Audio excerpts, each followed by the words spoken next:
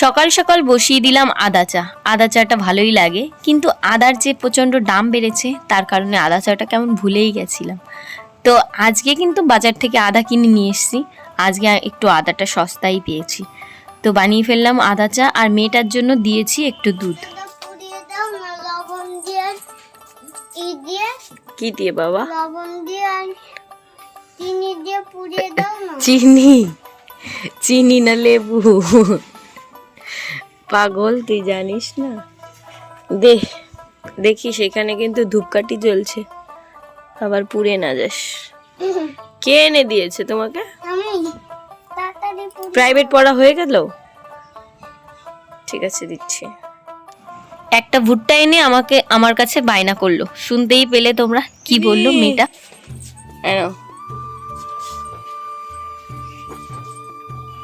সিনজিনি এমনি খুব নরম মেয়ে, তো ও যেটা বায়না করে ওকে যদি আমি একটু বকে টোকে বলি তখন ও ভীষণই কষ্ট পায়। ওই জন্য মেয়েটাকে না 3টে ডিম ফাটিয়ে নিয়েছি, বানাবো এগ রাইস। অনেক দিনই এগ রাইস খাওয়া হয় না, আরও বিশেষ করে আগের দিন যে বাসমতি রাইসটা রান্না করেছিলাম সেটা তো আর খাওয়া হয়নি, তো সেটাকেই আজকে এগ রাইস বানিয়ে ফেলবো। ভেবেছিলাম সোয়া রাইস বানাই, কিন্তু দেখলাম দুপুরবেলা তো সয়াবিন রান্না করতে হবে, তার থেকে ওটা না করে একটু এগ রাইস করি। আর আজকে হচ্ছে শনিবার, শনিবারে সকালবেলা আমাদের এখানে মাছ পাওয়া যায় না। আরও বিশেষ করে কিছুদিন আগে, মানে আজ থেকে 1 বছর আগে, আমি শনিবার দিনটা মাছ খেতাম না, কিন্তু ওই যে দুজন মানুষ তো কখন কি খাওয়া দাওয়া হয় সেই কারণের জন্য মাছটা সেভাবে মানে কোন দিন খাই কোন দিন খাই না এরকম একটা নিয়ম হয়ে গেছে। তো কোনো মানা টানা হয় না সেরকম একটা, আর যে কোনো বাধ্যতাও নেই মানতে হবে। তবু যাই হোক, একটা দিন না একটু নিরামিষ খাওয়া ভালো। তো সকালবেলা এই ভাতটা না থাকলে আজকে সারা দিনটাই নিরামিষ খেয়ে দোকান হলে কি সুবিধা দেখো, এই যে দৌড়ে গিয়ে ধনেপাতাগুলো নিয়ে এলাম। আর এখানে হচ্ছে ডিম দিয়ে বাসমতি রাইস দিয়ে একটা ভাজা। কালকে ভাতটা বেশি হয়ে গেছিলো, তাই ভাবলাম আজকে সকালে রান্না করবো না, এটাই ভেজে খাই। যেহেতু ভাতটা আমি একটু কালকে মাংসর কিমা বানিয়েছিলাম, সেই কিমাটা ভরে ছিল, তো বানানো হয়েছিল একদম এঁটো কাটার মধ্য দিয়ে, তাই জন্য আজকে আর শনিবারটা পালন করা হলো না। তো দেখলাম যে কোনো রুলের ভিতরও নেই যে পালতেই হবে আমার, তাই জন্য আর কি আমি এই এগ রাইসটা বানিয়ে নিলাম। একটু ধনে পাতা দিয়েছি, দারুণ গন্ধ উঠেছে, খুব সুন্দর। আর ইয়েলো কালার হয়েছে দেখো, একদম ধোয়া উঠছে। ভাতটা লম্বা লম্বা চাল, দেখতেও ভালো লাগছে। তো চলো এটাকে এখন ঘরে নিয়ে যাই, গিয়ে সবাই মিলে খাওয়া দাওয়া করি। আর এদিকে আমার মেয়েটাকে পড়ার সময় দিয়ে গেছিলাম 1 বোতল দুধ, সেটাও খাই। বন্ধুরা কেমন আছো তোমরা সবাই? আশা করছি খুব খুব ভালো আছো, আর আমিও অনেক ভালো আছি। তো আমি এখন ছাদের ঘরে আছি, আমার ছাদে অনেকগুলো ফল পেকেছে, ড্রাগন ফল, তো ওগুলোই পারবো। তো মেয়ের বায়না ড্রাগন ফলের কেক চাই, তো কেকটা তো বানাতেই হবে বলো, গাছের ফল নিজে হাতে তুলবো, আর এত সুন্দর একটা ফল, ওকে কেক না বানিয়ে দিলে হয়। ওই জন্য আমি ভাবলাম যে চলো আজকে কেকটা বানিয়ে ফেলি। তো আমাদের এখানে একটু শব্দ হচ্ছে, ওই জন্য আমি ভয়েসটা মিউট করে দেবো, পরে আমি কথা বলে দেবো। তো চলো আজকের ভিডিওটা দেখতে থাকো, আশা করছি আজকের ব্লগটা অনেক বেশি ভালো লাগবে। আর প্রথমে একটা লাইক দিয়ে চ্যানেলটিকে সাবস্ক্রাইব করে নিও যারা সাবস্ক্রাইব করোনি, আর নতুন বন্ধুদের তো পুরনো বন্ধুদের তো অনেক অনেক অসংখ্য ধন্যবাদ এভাবে আমার পাশে থাকার জন্য। তো চলো, আমার কমেন্ট বক্সে এই ড্রাগন ফল নিয়ে প্রচুর কমেন্ট আসে। তোমরা যারা আমার প্রতিনিয়ত ব্লগ দেখছো তারা তো খুবই ভালো, আর যারা দেখছো না তারা অবশ্যই একটু দেখার চেষ্টা করো, কারণ এই ড্রাগন গাছ সম্পর্কে অনেক কিছু জানতে চাই সেই বন্ধুরা, যাদেরকে আমি উত্তর দিলেও তারা কিন্তু বুঝতে পারে না। ফুল ব্লগগুলো তো দেখতে হবে না, তো ফুল ব্লগগুলো দেখার চেষ্টা করো, অবশ্যই তোমাদের ভালো লাগবে। চলো বন্ধুরা, তোমাদের সঙ্গে আজকে একটু শেয়ার করি আমার সেই ছাদের ড্রাগন ফলগুলো পেকেই গেছে। এবারের সিজনে কিন্তু খুব একটা বেশি হয়নি। আর তোমরা যারা আমার শর্ট ভিডিওয়ে প্রচুর পরিমাণে কমেন্ট করো, দিদিভাই কোথা থেকে এনেছো, কোথায় কি পেয়েছো, কত বয়স গাছটার, কিভাবে রোপণ করতে হয়, অনেক প্রশ্ন আসে আমার কাছে। তো সব প্রশ্নের উত্তর কিন্তু আমার শর্ট ভিডিওয়ে দেওয়া হয় না, তো আমি ওই জন্য এই ভিডিওটার মাধ্যমে দিয়ে দিচ্ছি। তো এই গাছটা এনেছিলাম আমি 4 বছর আগে, তবুও ছোট্ট একটা। সেই গাছটা কিন্তু দেখো অনেকটা বড় হয়েছে, আমি অনেক ফল খেয়েছি। আর এই গাছের জন্য খুব যে যত্ন করতে হয় তা না, একটু রোদ জায়গায় রাখলে গাছটা খুব সুন্দর হয়। আর একটু হালকা পাতলা জল দিতে হয়। বর্ষাকালে তো আমি মনে হয় না কোনোদিন জল দিয়েছি, আর বিশেষ করে এই বছরটা আমার একদমই গাছটার প্রতি যত্ন নেওয়া হয়নি। আর ড্রাগন গাছে একটু ডিমের খোলস, যেটা ডিম খাওয়ার পর একটু ক্রাশ করে দিলে সেটাই ভালো হয়। আমার একটা স্পেশাল শখের গাছ বলতে পারো এই গাছটা। তো অনেক কষ্ট করে এনেছিলাম, আনার পর এই গাছ থেকে যে আমাদের গ্রামে কত চারা সবাই নিয়েছে সেটাও বলার নেই। আমাদের গ্রামে বলতে পারো সবার বাড়িতে মোটামুটি এই ড্রাগন গাছ আছে, তাদের ফলও হচ্ছে। শুধু এই গাছটা আমি অনেক অনেক দিন আগে এনেছিলাম সেই কারণে। তো এই গাছের খুব একটা যত্ন করতে হয় না, বললামই তোমাদের। ওই একটা মানে টবের ভিতর লাগিয়ে যদি একটুখানি জৈব সার দেওয়া হয়, মানে যেমন গোবর সার, আর সঙ্গে যদি একটু ডিমের খোলস প্রতিনিয়ত দিতে থাকো এক এক মুঠ করে, তাহলে কিন্তু খুব সুন্দর একটা ফল তাড়াতাড়ি পেয়ে যাবে। আর যদি যত্ন না করো, আর একটা জিনিস করতে পারো, যেটা হচ্ছে কলার খোসাগুলোকে সুন্দর করে জলের ভিতর ভিজিয়ে রেখে এক সপ্তাহ ধরে সেটার জল ভিতর ঘোলাতে হবে। তারপরে সেই জলটার ভিতর অনেক জল মিশিয়ে গুঁড়ায় দিলে খুব ফল আসে। তো দেখো অনেকগুলো ফল পেড়ে নিলাম, এখন ওটা নিচে রাখতে যাব।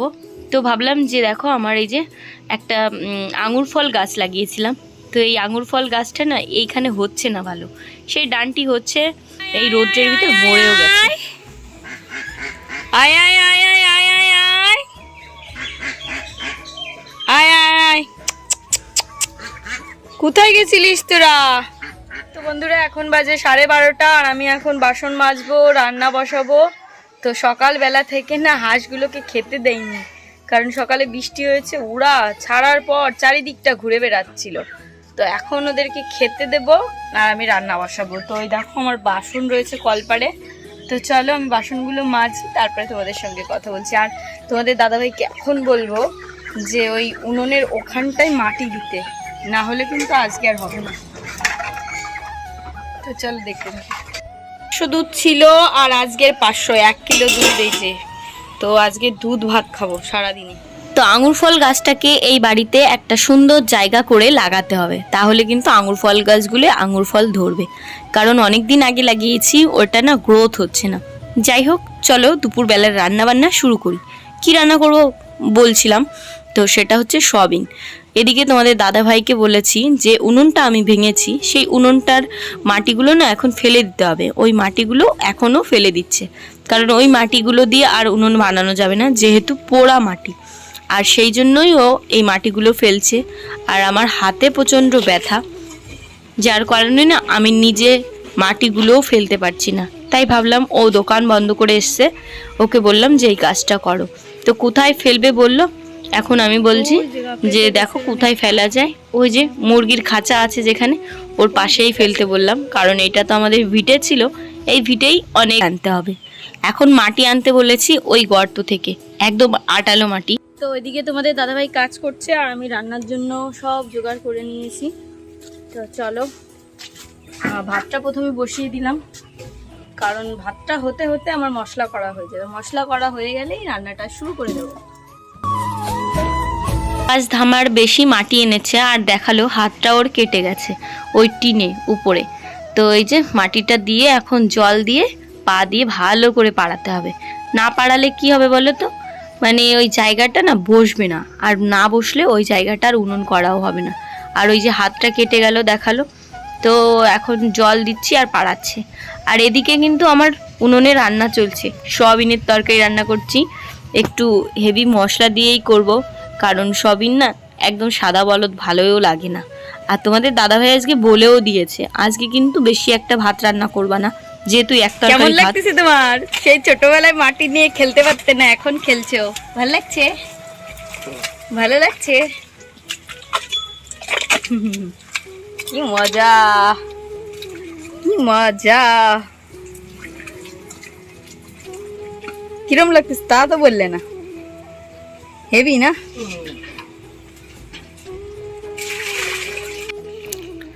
ও না নিজে থেকে বেশি একটা কাজ বোঝে না যে এটা আমার করতে হবে করতে হবে না, কিন্তু কোনো কাজ যদি বলি যে এটা করে দাও তাহলে করে দেয়, না বলে না।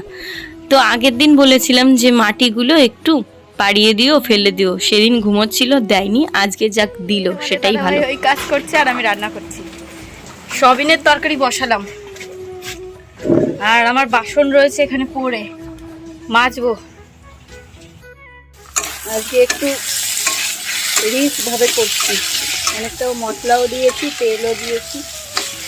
এখন কষাবো ভালো করে মাংসের মতো।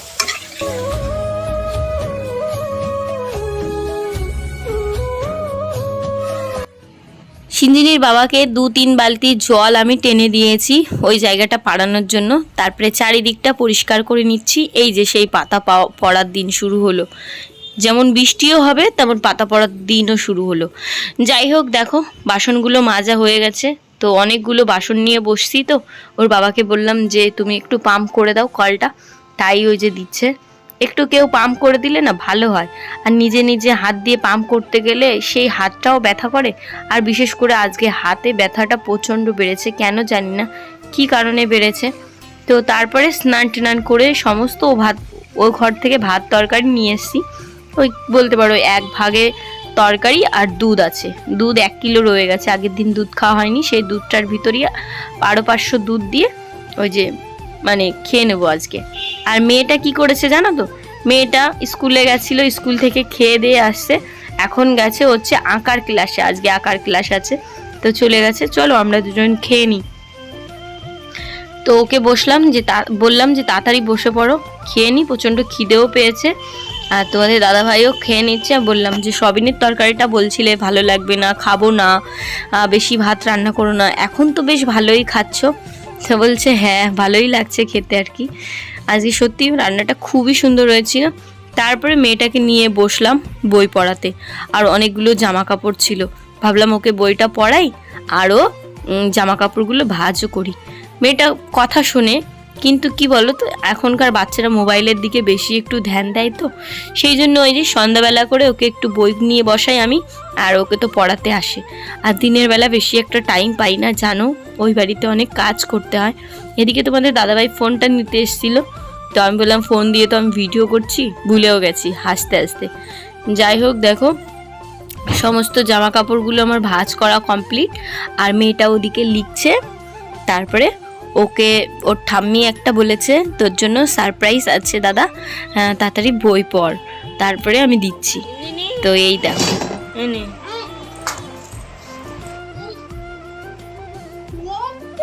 হ্যাঁ, ওই জন্য হাত দিয়ে খেতেই ভালো হবে।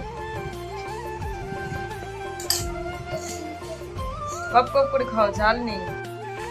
বাচ্চা মানুষ তো, বিরিয়ানিটা দেখে ওর কেমন যেন বেশি রকম খিদে পেয়ে গেছে। আমি ভাবলাম যে মেয়েটার যখন খিদে পেয়েছে, খিদে পাওয়াটা তো ভালো জিনিস, কারণ ও একদমই খেতে চায় না। তাই বললাম যে ঠিক আছে তাহলে তুমি খেয়েই নাও, তারপরে আবার পড়ো। তো ওর পাশেই বসে আছি, ওর ঠাম্মি একটা লেগ পিস দিয়েছে, সেই লেগ পিসটা দেখে আরও বেশি খুশি হয়েছে। আর আমার শাশুড়ি মা এই বিরিয়ানিটা এনেছে হচ্ছে দত্তফিলিয়া থেকে, আজকে মনে হয় হালখাতা ছিল, তাই মেয়েটাকে এই যে বাটিতে দিয়েছে, ওই সম্পূর্ণটা খেয়ে নিয়েছে। যাক, আজকে রাত্রেবেলা আর আমার কিন্তু সেই রকম চাপ থাকবে না ওকে ভাত খাওয়ানোর, কারণ ওই যে বিরিয়ানি খাচ্ছে, তাহলে একটু কম খেলেও কোনো ব্যাপার না। তো যেহেতু দোকানের বিরিয়ানি কিন্তু বেশি একটা ঝাল হয় না, বাড়িতে তৈরি করলে একটু ঝাল হয়, বাচ্চারা খেতেও চায় না। আর বিশেষ করে দোকানের বিরিয়ানিটাই বেশি ভালো লাগে, বাড়ির বিরিয়ানি কিন্তু বিরিয়ানির মতো মনে হয় না, সেই রকম একটা টেস্ট পাওয়া যায় না। কিন্তু ওই যে কষ্ট করার পর একটু খেতে পারি, এইটাই যা। তো তাই হলো। আর যাই হোক, ও এখন খেয়ে নেবে, তারপরে আবার বসবো ওকে বই পড়াতে, টানা 2 ঘন্টা আজকে পড়াবো। তো ওই জন্য বললাম যে তুমি খাও, সুন্দর করে খেয়ে নাও, এরপরে কিন্তু পড়তে হবে। তো কথা বললে শোনে, এটাই যা, কিন্তু মাঝে মধ্যে একটু দুষ্টুমি করে, বাচ্চা তো দুষ্টুমি তো করবেই, তাই না? মানে হাত পায়ে জোরই পাচ্ছে না, একটু দাও, প্রেশারটা চেক করো আগে। ডাক্তারের কাছে ছুটে আসতেই হলো যে হাতে কেমন বল পাচ্ছি না, দেখো। তো প্রেশারটা মাপলো, প্রেশারটা মাপার পর দেখলো যে প্রেশারটা খুব যে লো তা না, নর্মাল। কিন্তু আমি বুঝতে পারছি না কেন এমন হচ্ছে। হাতটা মনে হয় রাখতে পারছি না, প্যারালাইসিস হলে যেরকম মনে হয় না হাত পা পড়ে যাওয়ার মতো, এক জায়গা থেকে রাখতে গেলে আরেক জায়গা পড়ে যাচ্ছে, সেরকম একটা ব্যাপার। তাই জন্য ডাক্তারবাবুকে বললাম যে কি সমস্যা এরকম হচ্ছে। বললো একটু শরীরটা দুর্বল আছে, একটু স্যালাইনের জল টল খাও, তাহলে ঠিক হয়ে যাবে। আর আমার সিঞ্জিনি এত ভালো, আমার হাত দুটো পাড়িয়ে দিয়েছে বই পড়তে পড়তে। তারপরে আমাকে বলছে, মা তুমি ডাক্তারের কাছে কেন যাচ্ছ না, তোমার শরীরটা এত খারাপ, বাবা নিয়ে যায় না, কত কিছু বলে। মানে ওর মনে হয় মাথার ভিতরে একটা টেনশন ঘোরাঘুরি করে। মাকে যে কি ভালোবাসে। তো ওই জন্য খুব ভাল লাগলো যে মেয়েটা এত কেয়ার করে। আমার এই শ্বশুরবাড়িতে বলতে পারো আমার মেয়েটাই আমার কেয়ার করে, আর তাছাড়া কিন্তু কেউ কেয়ার করে না। এটা হচ্ছে একদম সত্যি কথা। মেয়েটা এত ভালোবাসে, কিন্তু ও না সেরকম মেয়ে না যে প্রকাশ করবে, ওই জন্য প্রকাশ করে না। নিয়ে যাই, গিয়ে একটুখানি খাই। কি বললে আর একটু বলো। ইলেকট্রিক পাউডার খালি ইলেকট্রিক পাউডার খেলে হয়ে যাবে। চলো তাহলে বাড়িতে। এই দেখো এদেরকে নিয়ে আসছি। আমার সিঞ্জিনি আমাকে কি ভালোবাসে, তখন থেকে বলছে মাম্মা যে তোমার শরীর ভালো না, কি করে ঠিক হবে, বাবা তোমার ডাক্তার কাছে নেয় নাই, এসব এসব বলছে। এত ভালোবাসে আমাকে আমার মেয়েটা। দেখো আবার রমেন আঙ্কেলের দোকানেও যাচ্ছে। দাঁড়া রে বাবি। তো বন্ধুরা এখন বাজে রাত 9টা, আর আমি 9টার সময় চৈতালিদের বাড়ি বসে আছি। মেয়েটা দেখলে বিরিয়ানি খেয়েছে, ওই জন্য আমার বেশি একটা টেনশন নেই। আর আমার হাজব্যান্ড একটু বন্ধুদের সঙ্গে আড্ডা মারছে। তো আমার না ভালো লাগছে না, এই হাতে মাতে জোরই পাচ্ছে না, তার জন্য দেখো একটা কালো সুতো বেঁধে নিয়েছি। ভাবলাম যে একটু আজকে শনিবার আছে, একটু সুতো নাতা বাঁধলে যদি কাজ হয়, যদিও এটা মনের বিশ্বাস, তো সেটাই করলাম যে হাত পা একটু বল আসে কিনা। তো এই যে বসে আছি, এখনই বাড়ি যাব, গিয়ে অল্প কটা ভাত খাবো, খেয়েই পর শুয়ে পড়বো। তো চোখ মুখের অবস্থাটা দেখেছো, শরীরটা এতটা খারাপ লাগছে, মনে হচ্ছে কি আমি মানে প্যারালাইসিস হয়ে যাব। হাত পায়ের একটুও বল নেই, কেন জানি না এত খারাপ লাগছে। আর আজকে ভালোই একটু মোটামুটি ঠান্ডা ঠান্ডা ওয়েদার আছে, বেশি একটা গরম নেই। মানে ফ্যান চালাতে হবে, ফ্যান ছাড়া কিন্তু থাকা যাবে না, বিশেষ করে বাইরের ওয়েদারটা আজকে ঠান্ডা আছে, কিন্তু ঘরের ভিতর ওই গরমই। তো ওই চৈতালি কেমন আছে? চৈতালির আবার শরীরটা ভালো না, জল খাচ্ছে দেখো। তো চলো আমি এখন বাড়িতে যাব, গিয়ে ভাত খাবো। আর ওদের বাড়ি ওই যে নীলকণ্ঠের গাছ ঝুঁকে গেছে, তাই আমাকে দেখাচ্ছিল। তো চলো বাড়িতে যাই বন্ধুরা। কি রান্না করো তুমি? দুধ জ্বালাচ্ছি, দুধ। চলো বাড়ি যাই, ওই তো আমার বাড়ি। তো চলো, ওর বাবার তো এখন খাওয়ার কোনো ঠিকানা নেই। অনেকবার ফোন করলাম, যে বললাম যে খাবে কখন, বললো যে আমি এখন খাবো না, আমার লেট হবে। তো আমি ভাবলাম যে কি করব, চলো আমি খেয়েই নিই। তো ওই জন্য ঘরে ঢুকে যাচ্ছি, অনেকক্ষণ বসেছিলাম ওদের বাড়ি। তুমি লজ্জা পেলে কি হবে আমার, ভালোই জানো তুমি মনটা হারালাম, এখন বুঝতে হবে বায়না তোমার। তো ওই যে মার মন, তো একা একা খাবো, মেয়েটা বসে থাকবে, আর ওর না খেতে ইচ্ছা করছে না, কিন্তু আমার মন রাখার জন্য ওকে বসিয়ে দিলাম। আর দুটো লঙ্কা ছাদ থেকে এনেছিলাম, জানো তো, ড্রাগন ফল পাড়ার সময়, তো সেই লঙ্কা দুটো ভাবলাম খেয়ে নিই। তো চলো বন্ধুরা, আজকের ব্লগটা এই পর্যন্ত রাখছি। কেমন লাগলো অবশ্যই কমেন্ট করে জানিও। তো টাটা, বাই বাই।